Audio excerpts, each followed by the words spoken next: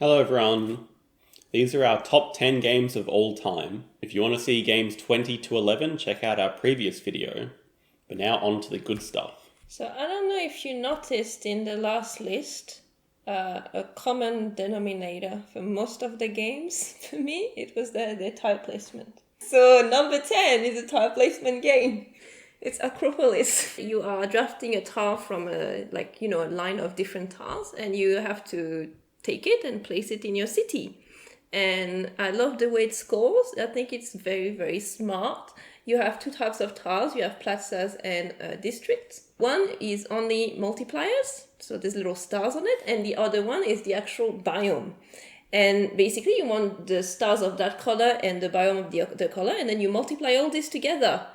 And the trick is that if you put a biome on an elevated level of floor, it scores as the level of the floor. So if it's on floor 2, it's going to be counted as 2 of that biome. So I think it's a very simple game, but it's very thinky, and that's what I love. It works very well at one player, I think. I've made a video about that. And I think it works very well at multiplayers too, actually. My number 10 game is Next Station London. I'm quite a big fan of roll and write or flip and write games. From all the ones I've played, I think this is the best of them. Each turn you're going to flip over a card that will indicate a shape of a station that you must connect to, and every player has to connect to that shape. But you all start from different starting points, and you all have different coloured pencils. So while you're all reacting to the same shape, you all have to go in very different directions each turn. I think the really clever thing about the design is there are two different coloured types of cards. There's these red cards and blue cards. Each set of cards has one of each shape on it, but the red cards you're always going to see each round. The round ends once all the red cards are revealed. The blue cards, you're not necessarily going to see them all. Sometimes you'll have all the blue cards before the last red card, or sometimes you'll have all the 5 red cards just in a row and the round will end super quickly. You're never really sure when a round is going to end. That keeps the game very engaging. The simultaneous turns makes the game very quick to play, and it's just very relaxing. Also played Next Station Tokyo, which is an expansion, but it's a standalone game. It follows mostly the same rules with some different changes in the map. Out of the two of them, I like London better, but they're both very enjoyable games. Number 9 has some sort of tile placement in it as well. It's Ishtar. I think it's a wonderful little game. So on your turn, you have a watering can, which is a marker, doesn't matter. And there's like a rondel mechanic where you have to move the watering can forward and you get to pick the tile that is in front. But if you want to go any further, you have to spend gems. Like maybe the tile that is in front of you is not great, so you're like, oh, that's okay, but I can't do anything with it, but the next tile is good, so then you get to spend a gem. So first of all, that I really like. I think it's a very smart thing to implement in the game. And then it's a Bruno Catala game, so there's so many ways to score points. You can score with flowers, which are drawn on the tiles. You can score by winning fountains, which are buildings on the board. You can score by planting trees. You can score by getting skills, which I think that's also a smart thing about the game. You have your private board, and when you get to do a skill, which is a specific action, you get to unlock specific things on your board. But if you want to unlock the ones that score points, which are the second level, you need to unlock the ones below them. So you need to take that decision. You're like, I really want to do this, but at the same time, I want to do this other skill that is not the same branch. So I think it looks really relaxing, but it's not, because people are always trying to steal your bloody fun fountain. They're like, see, I'm so angry right now, just thinking about it. They're like, oh, I'm just putting one flower there. It's okay. And then they just keep on expanding, and you're like, oh. So it's not relaxing, but great game, and gorgeous game. Like that's something that is, I mean, to me, it's very important, a game to be beautiful. And it's just already a game in itself to set it up. You put all the little gems on the right colors. It's great. It feels like it's a set collection game with area control, and that's a fun combination. My number 9 is Clank. Not base game Clank. We own Clank Catacombs, but I think I like Clank in Space the most. Catacombs is still good. I like them both. I'm going to put them equal Catacombs and In Space. Clank is essentially a deck builder. Each turn you get to buy cards from a common row and add them to your deck. Your deck improves as the game goes on, but you also have a character that you control on a board. In Clank Catacombs, you're discovering the map as you explore. I do like that aspect. When you go to a new area, you explore the tile.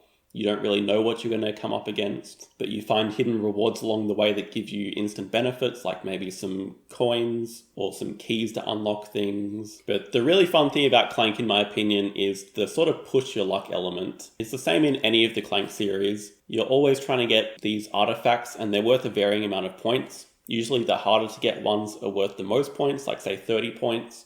And the basic or close ones that are easy to get are worth like 5 or maybe 10 points. So sometimes you do want to greed it out for that 30-point artifact, but if you wait too long, the other players may leave before you, and after another player has left, on their turn they will draw cubes from a bag. And if your cubes show up 10 times, you're out of the game and you lose, you die. This can also happen when you're buying cards from the row. Sometimes a card's revealed and it will be an attack. So sometimes you're just that low on health that you can't afford to get the high value artifacts. With Clank in Space, I also enjoy that it's modular. Even though you're playing the same game, it feels like a very different game each time. There are always little side objectives that you have to worry about. And specifically with Clank in Space, there are a lot of sci-fi references that are always fun to come across. My number 8 is a tile placement game. It's Kingdomino. No. So yeah, Sam already explained it, so I don't really need to go into details with it. For a very long time, I didn't like the game, and because I've been introduced to it by someone, and we played only like 4 players, and I was like, sometimes you just stuck with the last tile, and it does nothing to your kingdom because they're not like matching colors and whatever.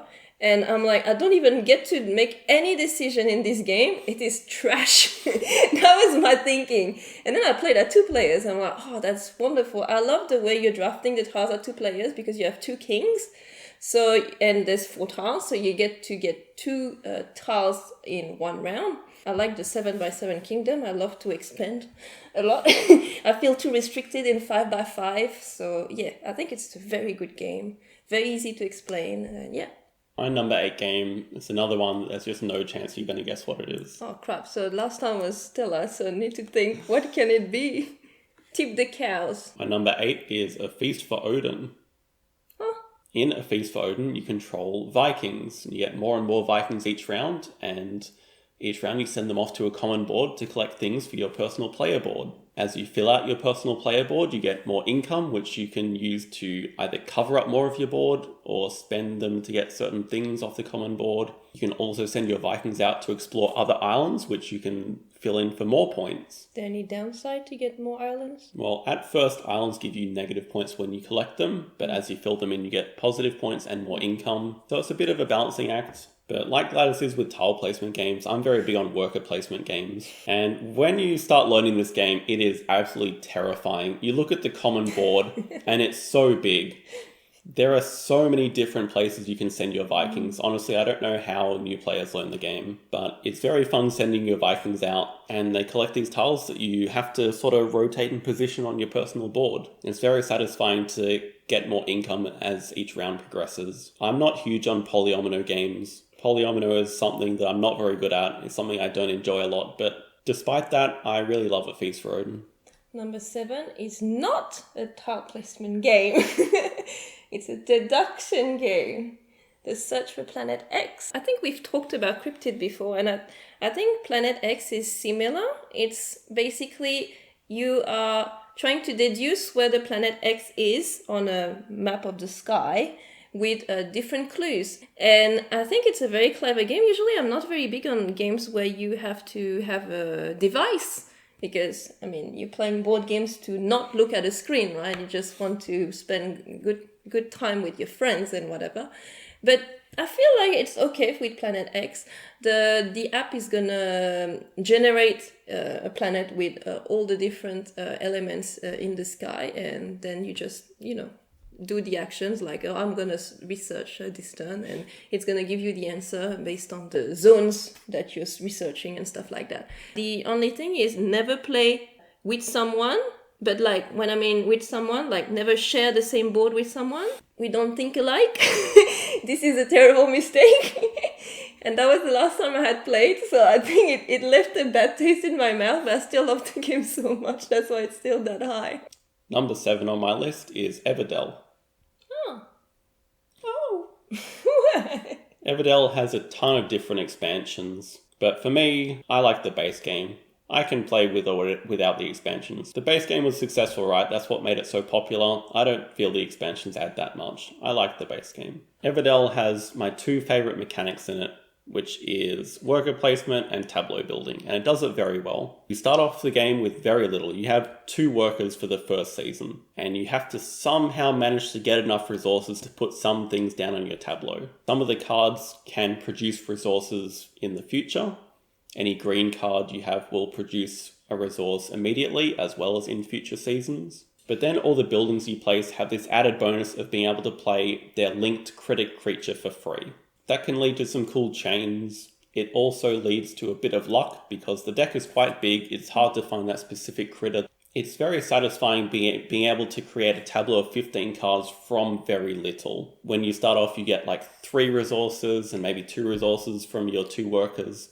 But nearly every game you end up filling your tableau of 15 cards.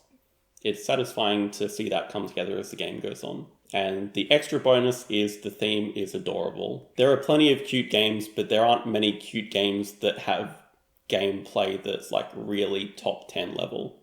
I love this game a lot. I don't think you're gonna guess this. My number 6, it's a party game deduction, I don't know. It's Decrypto. I prefer it to codenames, which people usually think of when you say word games and team games and whatever, but I think this one is more clever. Basically, the goal is to find your opponent, the other team's clues and intercept their code and communicate properly with your teammates, which is not always easy. So you have to be vague enough for the other team to not understand your code, but you have to be obvious enough at the same time for your teammates to understand your code. Otherwise, if you fail twice, you lose. So don't do that. There's so many ways to have stupid situations that I really love. Like you can try to make references to some obscure movie and then you're like, how you didn't understand that? Come on. He says that at like the first minute of the movie, you know? There are not many sort of team versus team board games, and I think team versus team is probably the best experience in board gaming that you can have. So yeah, thumbs up for Decrypto. Yeah. It's co-op, but not really. It's co-op and competitive at the same time. Number 6 on my list is the Castles of Burgundy. Oh, I thought it would have been higher. It's kind of simple, but it kind of isn't. I don't know. It feels like it's a simple game when you know what all the tiles do. The rules aren't too bad. It's kind of worker placement, but not really. Each turn you roll 2 dice, and you assign those dice to do specific actions. One of the actions can be taking a tile from the central board, so it's like worker placement in that you take tiles away from other people. You also have your personal player board, which has a whole bunch of numbers on it. You can spend dice to place a tile on your board. You can spend dice to just get workers in order to manipulate your dice in future rounds. You can spend workers to increase or decrease the value of them. But it's just a very elegant game. I love the scoring of it. You score points when you complete regions, but it's like a ticking clock. You get more points when you complete regions earlier in the game. Like in the first stage, you get a bonus 10 points for each region you complete. And some regions are only 1 tile big. So if you complete a single tile region in the first round, you get 10 plus 1, you get 11 points. And it's extremely interactive. You're fighting all the other players to get the specific tiles that you want. You're putting down boats to give you initiative in turn order in future rounds. And even though you're rolling dice each turn, there is very little luck in it. The top players can win easily over 90% of the time in a play count of 2. It's a great puzzle, and because there are 10 different boards, it feels like a different game each time, or at least you have to play a lot before you get sick of it. Number 5 is a game we already mentioned before. It's Challenges. Wow. Oh my god. I don't know. When I got it, I was just obsessed with it. I was playing all night long. Like the solo, I was like clicking on rematch, rematch, rematch, rematch, rematch. I wanted to try every single combination possible, all the decks. I was like, oh, and what if I mix this and this? Oh, maybe that's gonna work, and so on. So yeah, very addictive game. We already explained that in the previous video. I also love one thing that he didn't mention before. Winning the first few rounds doesn't matter. Like, they don't give that many points. What you really want to do is to win the very last few rounds, because that's where you're going to score most of the points. And even if you don't score the most amount of fans, even if you're second, then you're qualified for the final, which I think it's just so fun. And then everyone around the table is like, oh, come on, you know, they're cheering for their person, and you're just looking at the board, and oh my god, this is a great experience. I think it's super interactive, great game. And I'm looking forward to challenges too, like, so much. I know it's been released at SN this year, but I don't know if it exists already in Australia, so I gotta check that out. Yeah, a huge plus that I didn't mention before was that it is like simultaneous. Even if you have 8 players, you divide off into 4 different areas to 1v1 each other. It's very funny. You reveal a card and you hear your neighbors like, oh no, the clown, and stuff like that. And then you're looking at it, oh, you missed it again. It's so funny. My number 5 is Azul. That I thought it was higher as well. Very elegant tile drafting, tile placement game. I've read it described as something that feels like your grandparents would play, and it's just a very accurate description. So, I mean, I was actually shocked that it was released in, 2018, 2017? It's a game that feels like it's been around forever. On your turn, you're just drafting a tile to put on your personal board. You have 5 different rows. The tiles at the bottom rows takes 5 of the same color to complete, so they're a lot harder to complete. But at the same time, doing that rewards you, because if you complete a full column on your board, you get plus 7 points for that. But it's also incredibly mean, because once you fill a tile on your row, you can no longer take that color for that row. So it leads to a lot of situations where, there are 5 yellow tiles left, and this player can't place them anywhere, so they have to put them on their floor and lose a lot of points. So it can be very tactical and mean, especially in 2 players. That's the player count I prefer it at. But it's also a very solid game in 3 or 4 players as well. Number 4, I think was number 4 last year. I don't know, we'll see. It's Dune Imperium. This is a game I really, really, really don't play enough. Because it takes so long, and then you have to explain when people haven't played in a while. So, that's annoying. Dune Imperium is a worker placement game mixed with conflict. Also a little bit of resource management and deck building. On your turn, you have to place a worker on an area.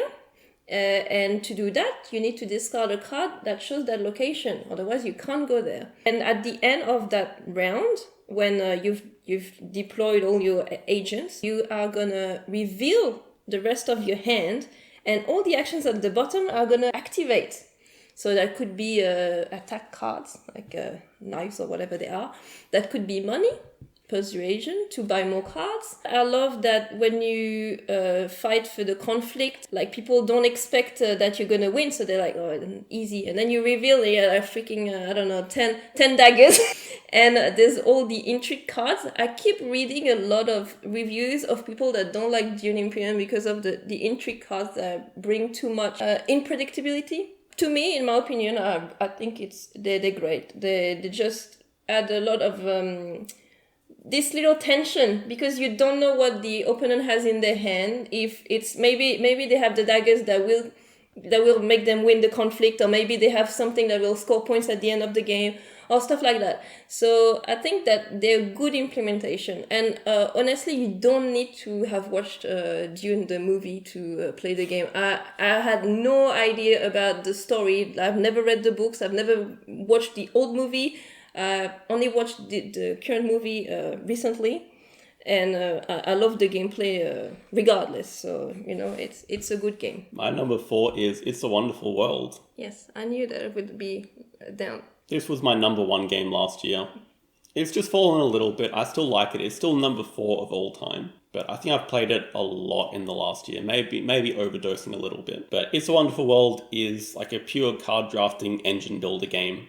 It's divided over 4 rounds. You draft cards each round. You build cards, and those cards generate you extra resources each round, or some of them are worth just flat points at the end of the game. Some of them do a bit of both. The great thing about it is basically everything is done simultaneously. It really cuts down on play time. On top of that, it also accommodates a large player count. The base game goes up to 5, and if you have the Corruption and Ascension expansion, it goes up to 7. It's not the most strategic or deep game, but it's medium weight.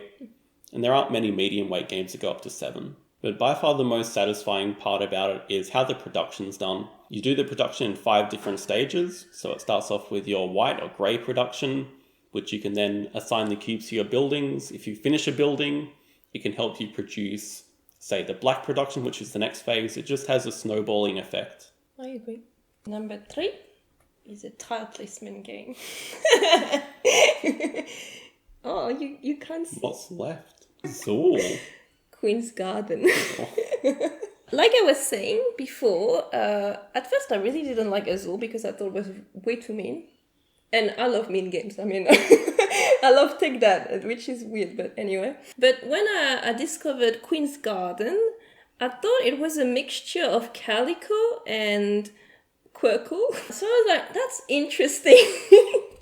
And I bought it because there was a nice deal, second-hand deal. And yes, I adore this game. Basically, you are trying to fill your board, which is a garden. And you place flowers, birds, and whatever. And you are trying to make like collections, like lines of stuff. Either they have to be all different symbols but the same color, or they have to be the same color but all different symbols. That's what you just said. I love the way you have to place the things on your board. Because just like Azul, there's a cost. So in Azul, you have the 5 lines. And for example, to put on a tile on line 5, you have to spend 5 tiles of that color. Here, it's the same. Each symbol has a cost. The trees cost only 1, so they pay themselves. They like line 1. The wheat costs 5, so you have to spend 5 tiles that are either wheat but all different colors, or the color of the wheat you want to place, but all different symbols. So it's very, very difficult, but it's very rewarding if you manage to put it in a family because it's going to score more points. It's beautiful as well, which is always something that is important, like I said. And I always want to eat the tile, even though they don't look delicious. I don't know, it's the texture. Each time I try to put it in my mouth. That explains why all the pieces are wet. Excuse you. My number 3 game of all time is Bunny Kingdom. Oh, forgot about that game. I've said it before and I'll say it again. I know this is a bit of a hot take. When you compare it to all the other games in my top 10, it does feel a bit out of place, I guess, but I love it a lot. Cute drafting area control, that's the 3 words.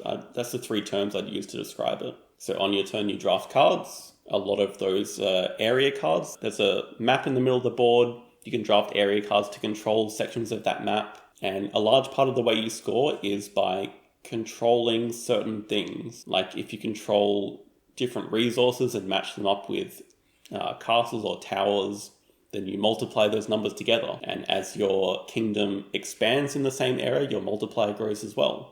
But you don't only have to focus on that. You can also draft these parchment cards, which basically score you points for completing certain objectives. Like you might get points for each different parchment card you have, or you might get points for each different luxury resource you have, or mountain tiles that you control. There are tons of different objectives. Like a lot of other games in my top list, all turns are simultaneous, which really cuts down on playing time. Everyone's drafting at the same time, you reveal at the same time. And the reason it's so high is, like I said with Glow and a few other games, it's just fun to play. There are games like Azul, where sometimes it's not fun to play, sometimes it's just a very mean game.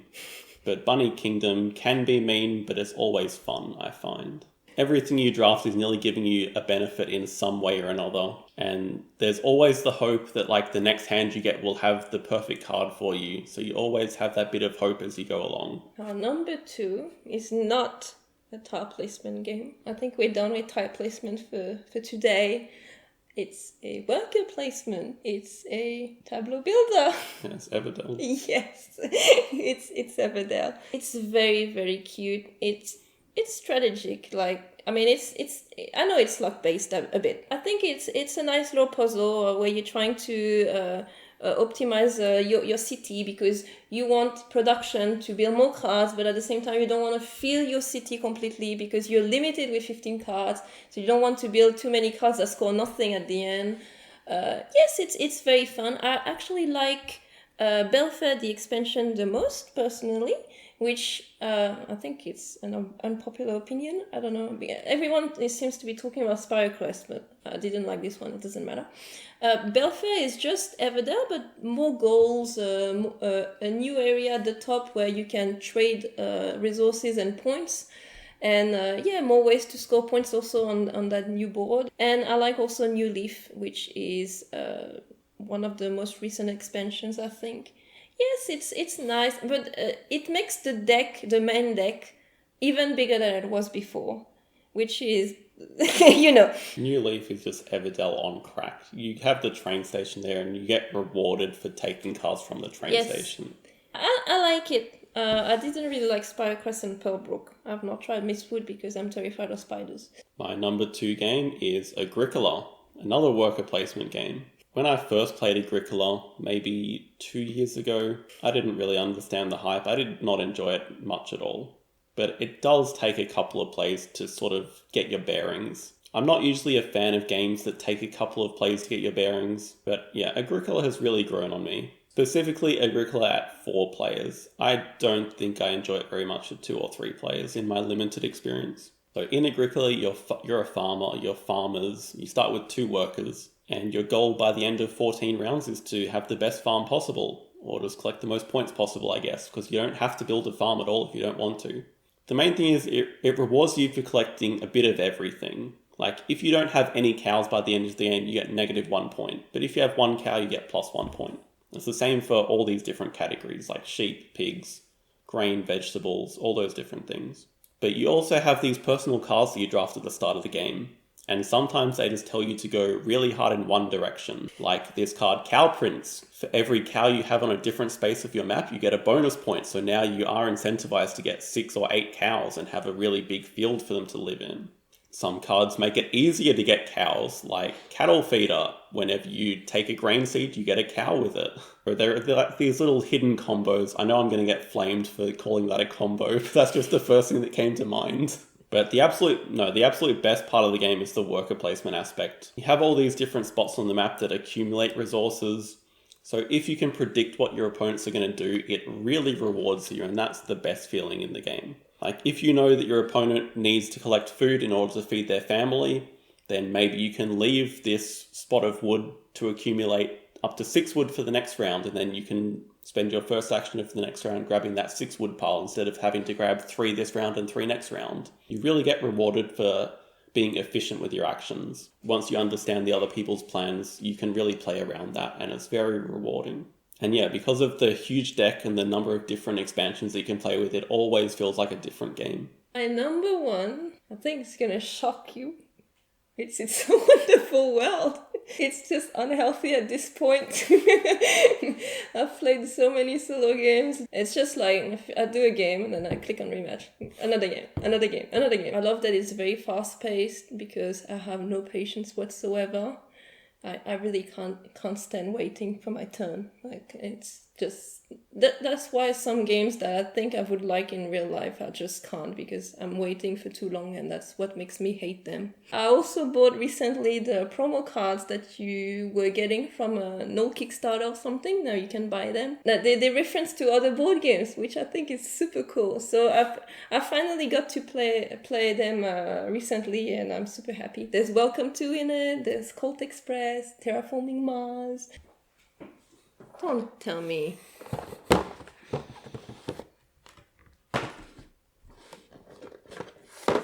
If it stopped on fucking flipping the table.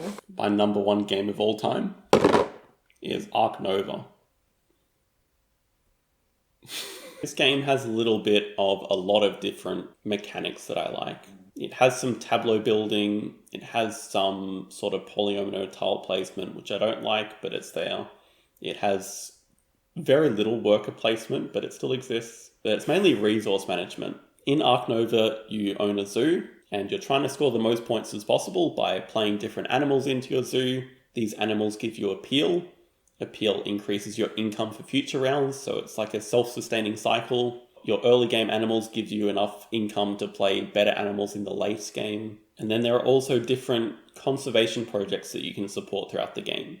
Like one of them might be to have 5 different predators in your zoo. Once you fulfill that requirement, you can send one of your workers there and get a lot of bonus points. And it's a race, you want to do that before the other players. I think what Ark Nova does better than any other game that I've played is it just feels rewarding. You can go in a ton of different directions and you can feel rewarded for going into any of them. You can have a standard game where you just worry about the base projects and you can do well. You can have a game where you play a specific sponsor card in the first round that gives you extra points for playing different herbivores, and you can just play a ton of herbivores and still do really well. What I think is very smart and that I like is that the actions have strength. Yeah, the action selection is very clever, I agree. Generally, when an action does come to Strength 5, you do want to play it because it's when it's at its most powerful. But good players know when you have to take an action at a lower value for tempo reasons. And similar to the Castles of Burgundy, there are 8 or 10 now, 10 different maps. If you're including the beginner maps, I guess there's like 12 different maps that you can play, so it does feel like a different game each time. And while there are strong cards, the game still feels relatively balanced. There are definitely stronger cards than others, but even with a bad start, I feel like you can come back. I've mentioned the theme for a few other games. I feel like the theme of Ark Nova is very wide appealing, which is a plus. It makes it easy to sell to other people, even though it's a very complicated game. So those were our top 20 games of all time. Let us know in the comments which games you're surprised were left out, or maybe which games you think are number 1 in your opinion. We're of course always looking to discover new games and would love to hear your suggestions. Sure. Thank you for watching. Bye.